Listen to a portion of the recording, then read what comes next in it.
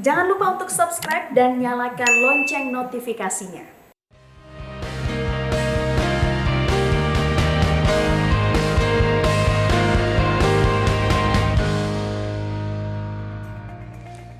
Anda kembali bersama kami di Selamat Pagi Indonesia. Pemirsa, kita lanjutkan informasi. Nazril Irham atau yang dikenal sebagai musisi Ariel Noah mendapatkan suntikan dosis kedua vaksin COVID-19. Setelah mendapatkan suntikan vaksin kedua, Ariel memiliki pesan kepada masyarakat yang akan menjalani vaksinasi agar jujur kepada petugas kesehatan tentang kondisi kesehatan saat akan menerima vaksin.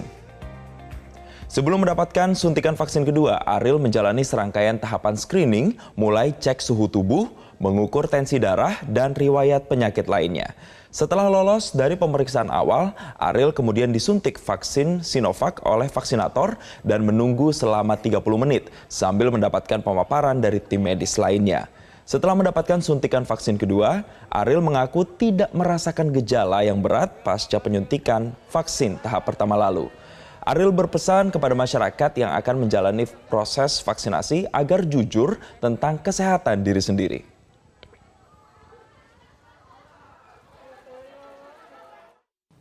Ngasih lihat keadaan, juga cuman ngasih tahu juga yang paling penting ke mereka bahwa setiap orang tuh kan badannya beda-beda juga penerimaan terhadap vaksin. Nanti yang paling penting saya bilang kemarin adalah kalau misalnya ditanya jangan bohong sih, mesti ditanya tentang data diri, kesehatan diri gitu. Itu karena itu kayaknya yang paling penting. Takutnya apa pernah menderita apa tapi nggak bilang gitu, nanti malah jadi ada efek samping yang di luar yang seharusnya gitu. Palingan itu aja sih. Dan untuk mengetahui lebih jauh mengenai vaksin COVID-19, saat ini kita telah bersama juru bicara pengurus besar Ikatan Dokter Indonesia atau PBID yang juga ketua tim advokasi pelaksanaan vaksinasi COVID-19, Profesor Iris Rengganis. Dan kami juga nantinya akan mengundang partisipasi pemirsa melalui telepon interaktif di nomor 021-583-99-100. Kita sapa Prof. Iris. Selamat pagi, Prof. Iris. Selamat pagi. Ya, terima kasih Prof. Iris sudah bergabung bersama kami. Prof, saya mau langsung saja mau konfirmasi terkait dengan proses vaksinasi yang sudah dijalankan. Kalau kita lihat tadi beberapa public figure dan juga presiden bahkan sudah mendapatkan vaksinasi yang kedua. Tenaga kesehatan kita juga sudah di berbagai wilayah juga sudah mendapatkan proses vaksinasi. Adakah laporan-laporan terkait dengan hasil vaksinasi yang sudah dilakukan ini seperti apa, Prof? Ya, sejauh ini yang didapatkan adalah KIPI-nya, kejadian ikutan pasca imunisasi dari ringan sampai sedang. Sejauh ini ya, sampai kemarin. Oke, artinya tidak ada gejala-gejala yang berat atau gejala-gejala mayor yang terjadi begitu selama ini. Nah, Profesor, ini boleh dijelaskan lagi. Kalau kita lihat pemberitaan, sebenarnya ada juga pemberitaan yang cukup ramai dan menjadi headline. Ada dokter di Palembang ini yang kemudian meninggal usai mendapatkan vaksin COVID-19. Kemudian masyarakat mengkait-kaitkan, oh jangan-jangan ini ada kaitannya dengan vaksinasi yang sudah dilakukan. Padahal sebenarnya dia menderita penyakit jantung atau sakit jantung. Nah, ini seperti apa? Apakah ada hubungannya, Profesor? Ya, jadi kalau kita berbicara mengenai KIPI, kejadian ikutan pasca imunisasi itu ada dua ya. Ada yang memang berhubungan dengan vaksin, ada juga yang memang tidak berhubungan dengan vaksin, tapi semuanya termasuk KIPI. Ya, dalam hal itu harus diteliti dulu apakah memang ada hubungan atau tidak. Kita tidak bisa bilang oh langsung gara-gara divaksin kemudian terjadi suatu hal yang tidak diinginkan. Belum tentu ada hubungannya. Di beberapa negara lain juga terjadi demikian, tapi ternyata setelah diperiksa ternyata banyak yang tidak ada hubungannya, maupun sudah ada penyakit komorbid sebelumnya, ya, tetapi bukan karena vaksinnya. Cuman kejadian yang bersamaan kebetulan dari vaksinasi kemudian kejadian seperti itu. Jadi tetap harus diteliti dulu. Oke, Prof, berarti saya tegaskan artinya kejadian dokter di Palembang yang meninggal kemarin itu tidak ada hubungannya ya, Prof, ya, dengan vaksinasi COVID-19? Ya, harus sesuai dengan penelitian ditemukan oleh dokter di sana ya. Jadi kalau memang ada komorbid, kita harus bilang ini memang karena komorbidnya, ya, tapi bukan karena vaksinnya. Dia harus jelas ya, jangan sampai nanti orang berpikir oh gara-gara vaksinasi bisa terjadi orang meninggal. Nah, itu harus diteliti ya, apa betul-betul memang tidak ada hubungan. Kalau tidak ada hubungan kita harus bilang memang tidak ada hubungannya. Tapi kalau memang ada, kita harus bilang memang ada. Seperti itu. Kita harus bisa memisahkan. Oke, Prof, ini yang juga menarik adalah ketika kita melihat klasifikasi dari siapa penerima vaksin tersebut kalau secara umur untuk 18 sampai dengan 59 tahun. Nah ini sebenarnya Prof, ketika vaksin itu diberikan kepada mereka yang usianya masih di bawah 18 tahun, kemungkinan apa sih sebenarnya yang akan terjadi, Prof? Ya, sebetulnya itu hanya berdasarkan penelitian saja. Jadi kalau dalam suatu penelitian uji klinis itu selalu kita mencari orang-orang yang imunokompeten. Artinya yang sistem imunnya baik pada usia tersebut. Jadi dipilih pada usia 18 sampai 59 karena pada usia 60 tahun itu termasuk lansia sudah banyak komorbid. Jadi tentu itu penelitiannya yang belakangan. Ya, tetapi beberapa negara memang melakukan penelitian langsung pada yang usia 60 karena mereka sampelnya memang besar. Ya, jadi memang tergantung rencana penelitian itu seperti Brazil, mereka melakukan di atas 60 tahun dengan vaksin yang sama yang seperti di Indonesia. Tetapi saya juga mendengar sekarang di Bandung juga sudah meneliti yang usianya 60 tahun untuk vaksin yang sekarang. Ya, jadi untuk usia 60 tahun ke atas atau lansia sebentar lagi tentu akan mendapatkan vaksinasi yang serupa. Nah, kemudian untuk anak-anak di bawah 18 tahun itu memang belum ada penelitiannya. Jadi kita masih menunggu vaksin-vaksin yang memang khusus untuk anak. Dan biasanya juga itu bertahap ya. Jadi usia misalnya 12 sampai 18 nanti baru ke bawah. Ya kenapa demikian? Karena pada usia bayi sampai usia 12 tahun itu sistem imun masih berkembang. Ya jadi itu yang paling terakhir kita pakai untuk penelitian. Seperti itu. Jadi kita tunggu saja, sabar dulu ya. Dan lansia akan sebentar lagi. Ya, sebentar lagi. Karena vaksin-vaksin lain selain yang ada sekarang, yang dari luar negeri akan masuk pun itu sudah bisa untuk lansia ya, kayak Moderna atau Pfizer itu sudah bisa untuk lansia.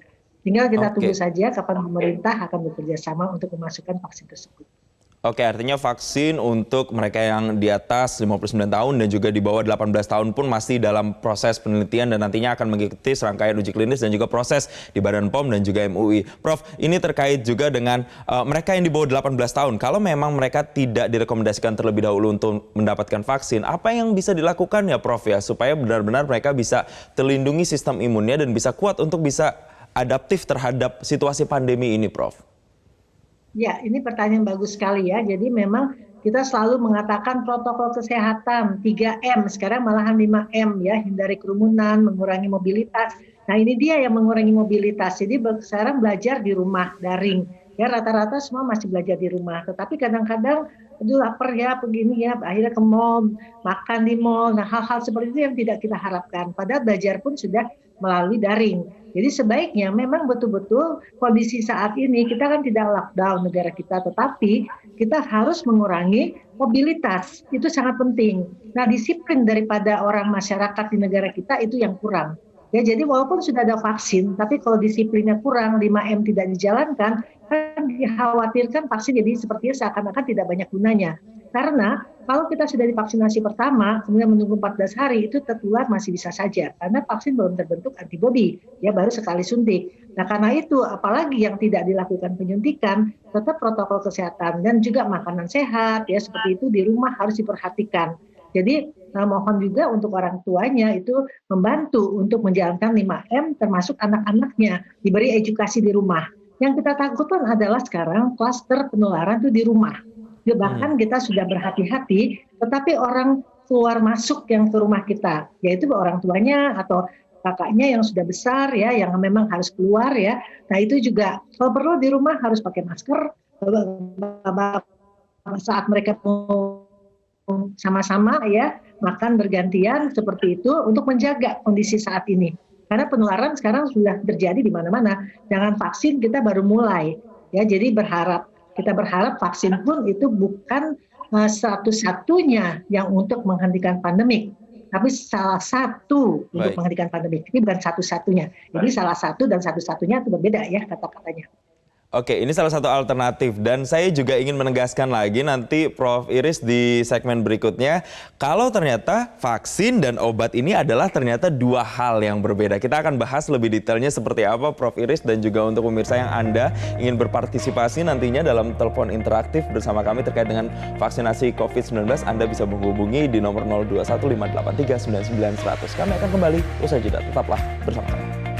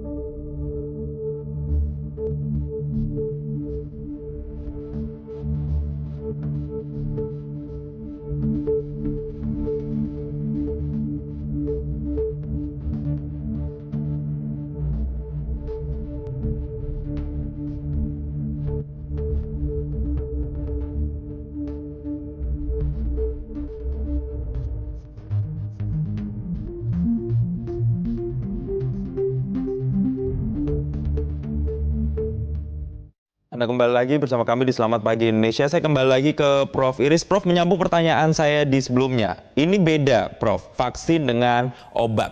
Ketika orang sudah divaksin bukan serta-merta pandemi itu selesai begitu. Ini boleh diluruskan lagi, ditegaskan lagi, Dok. Apa bedanya? Cara kerja vaksin dan obat ini seperti apa? Ya, kalau obat itu memang untuk pengobatan ya, treatment, jadi pengobatan. Tapi kalau vaksin dia pencegahan. Jadi tubuh aktif untuk membentuk antibodi dengan proses waktu selama 2 minggu atau lebih minimal. Ya, jadi pencegahan berbeda. Ya, jadi kalau vaksin itu sebelum sakit dan diberikan pada orang sehat. Kalau obat diberikan pada orang yang memang sedang sakit. Jadi perbedaannya seperti itu. Oke, artinya untuk preventifnya begitu dan mengurangi potensi mortality atau angka kefatalannya begitu ya, Prof ya. Oke, Ya, pemirsa vaksin, ya. Ya, baik. Kita akan coba sambungkan bersama dengan penelpon kita yang sudah bergabung bersama kami. Ada Bapak Yanis dari Tangerang Selatan. Selamat pagi Pak Yanis, silakan pertanyaannya untuk Prof. Iris. Selamat pagi. Ya, silakan Pak Yanis. Selamat pagi, Prof. Pertanyaannya adalah, vaksin untuk penderita komorbid ini tidak mendapat perhatian dari pemerintah. Kemudian Pak? Sedangkan untuk untuk orang berusia di atas 58 tahun juga tidak mendapat perhatian dari pemerintah. Nah, saya adalah penderita hipertensi berumur 59 tahun, tetapi hipertensi saya tidak pernah di atas 140/90 karena selalu meminum obat. Terus bagaimana nasib kami? Apakah kami dapat vaksin atau tidak? Demikian, Prof. Terima kasih. Baik. Selamat pagi. Prof, boleh silakan dijawab. Pertanyaannya ada dua ini, Prof. Bisa mendapatkan perhatian atau tidak sebenarnya dari pemerintah? Dan kedua, kalau tensinya terkontrol seperti apa nih, Prof? Ya, sebetulnya sangat mendapat perhatian ya Pak. Karena memang usia-usia lansia itu justru perlu untuk divaksinasi. Ya, cuma sekarang kan vaksinnya masih terbatas ya. Jadi sekarang nakes-nakes yang di garda depan karena mereka melayani orang-orang penyintas COVID seperti itu supaya mereka mendapat kekebalan. Nah, tapi bukan tidak ada perhatian, justru sangat diperhatikan. Ya, jadi kita masih menunggu vaksin yang akan datang. Mudah-mudahan bulan depan ya sudah ada ya yang Pfizer maupun Moderna itu kan sudah bisa untuk usia-usia di atas 59 tahun, 60 tahun ke atas ya sudah bisa ya. Jadi sabar, kita hanya sabar giliran saja. Bukan tidak ada perhatian, justru perhatian sangat-sangat kuat ya sebenarnya. Ya karena banyak sekali yang lansia termasuk saya juga sudah lansia Pak, sama. Saya juga menanti untuk divaksinasi ya seperti itu. Ya, jadi kita sangat mendukung untuk lansia. Prof, Nah, tadi kemudian, pertanyaan kalau untuk hipertensinya terkontrol seperti apa, ya, Prof? ya, untuk hipertensi itu juga memang justru penyakit-penyakit komorbid itu yang salah satu yang memang harusnya divaksinasi. Hanya saja kita tunggu sampai terkontrol, ditunda sampai terkontrol. Itu saja sebetulnya. Jadi kalau Bapak misalnya ada 150/90, tidak ada penyakit komorbid lain dan dokternya sudah membolehkan, dokter yang Bapak biasa datang, silakan Pak, tidak apa-apa. Ya apalagi umur Bapak 59 tahun, jadi sebetulnya masuk untuk yang sekarang ini sebetulnya ya kriterianya. Hanya tinggal sedikit lagi untuk terkontrol hipertensinya. Itu saja Pak. Baik. Baik, terima kasih Pak Janis. Dan berikutnya sudah ada penelpon berikutnya, ada Pak Jumirin dari Lubuk Linggau, Sumatera Selatan. Selamat pagi. Langsung saja pertanyaannya untuk Prof. Iris. Selamat pagi Pak Jumirin. Oke, kita ke penelpon berikutnya. Ada Pak Irwan di Jakarta Pusat. Selamat pagi Pak Irwan. Mau tanya. Pak Irwan. Ya, silakan pertanyaannya Pak Irwan. Ya, darah kental. Darah kental orang yang itu boleh nggak pakai vaksin? Oke, Prof, pertanyaannya langsung boleh dijawab, Prof. Iris? Ya, kalau ada gangguan pengentalan darah, tentu harus tetap dikontrol ya Pak dengan dokternya. Nanti bila mana sudah terkontrol, tentu saja bisa divaksinasi ya. Jadi semuanya itu yang harus terkendali ya Pak untuk menghindari KIPI ya, kejadian ikutan pasca imunisasi. Jadi bukan tidak boleh ya Pak, semuanya kita kontrol dulu penyakitnya. supaya lebih aman, untuk Bapak juga lebih aman dan nyaman. Baik, terima kasih Pak Irwan dari Jakarta Pusat telah bergabung bersama kami. Saya lanjut lagi ke Prof. Iris. Prof, terkait dengan proses vaksinasi, ini yang kemudian menjadi juga pertanyaan adalah kenapa sih vaksinasi itu harus 2 kali? Suntikan pertama dan kemudian suntikan kedua, dan itu berselang 2 minggu. Kenapa? Alasannya kenapa, Prof? Ya, pertanyaan yang baik ya Pak ya.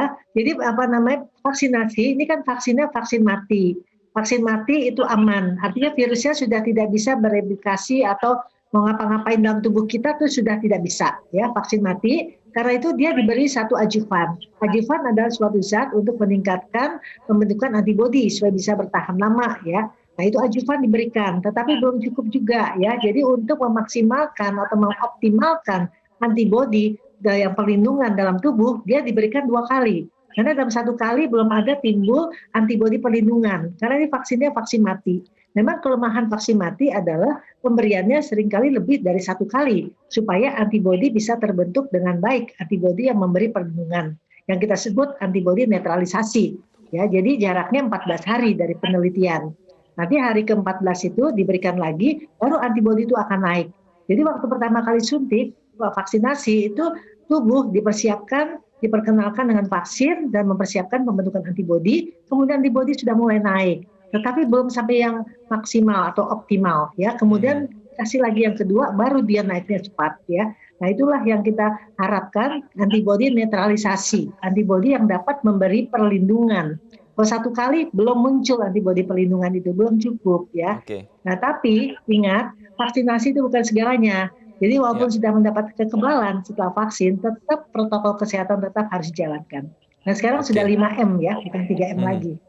Oke, Prof, ini yang juga kemudian menjadi pertanyaan, mungkin terutama mayoritas kaum ibu yang punya anak kecil misalnya, Prof. Apakah dengan memberikan suplai vitamin C saja untuk kemudian melindungi anak-anak mereka, itu sudah bisa dikatakan cukup atau belum nih, Prof? Ya, jadi kalau kita menghadapi pandemik, vaksin kita bagi 3 bidang misalnya ya. Vaksin satu hal yang kita butuhkan, tapi bukan satu-satunya. Ya salah satu yang akan menyetop pandemik. Kedua, 5M. Dan yang ketiga, kolom ketiga, ini ada kolom vitamin, mineral, makanan sehat, ya semuanya berdoa, olahraga. Nah ini yang kolom satu lagi yang harus kita jalani hari-hari. Tidak cukup hanya vitamin C saja, tanpa makanan yang bergizi ya, sayur, buah. Dan ingat air putih, minum yang cukup, kalau orang dewasa 2 liter per hari, ya seperti itu. Ya kemudian vitamin-vitamin mineral tetap kita harus memberikan pada anak-anak maupun kepada diri kita sendiri, karena kalau kita tidak yakin makanan yang kita makan penuh dengan vitamin mineral, kita tetap harus suplementasi. Dan vitamin D jangan lupa, vitamin D juga salah satu yang meningkatkan imun sistem. Terima kasih Prof. Iris Renggani sudah bergabung bersama kami. Poinnya adalah yang pertama harus sabar, kemudian kedua perkuat sistem imun itu menjadi kunci, dan ketiga lagi-lagi disiplin protokol kesehatan. Sekali lagi terima kasih Prof. Iris Renggani setelah bergabung bersama kami di Selamat Pagi Indonesia.